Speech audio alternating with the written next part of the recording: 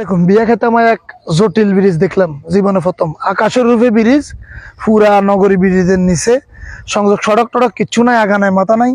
এটা সিস্টেম হলো ওই মানুষে কয় না ফ্যান্সি রেসে খুব সুন্দর করে মধ্যে জায়গা রাখে না, এত সুন্দর ব্রিজ বানাইছে। এটা যেমন 2 বছর হয়েছে, 2 বছর হচ্ছে না মনে হয়, 2 বছর চলে।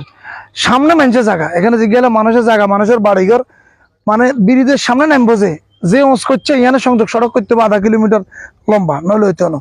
ওইদিকে মানুষের বাড়ির মাথা নচলে সংযোগ সড়ক। এই এলাকা এবারে ফেনীর বন্যায় ডুবে গেছে, যেন হানি মনে হয় এই ফিলারিকের মাথা তুলে না। জি জি ভাই, হ্যাঁ, তারপরে এত উঁচে এই এলাকাতে ব্রিজের কি কাম?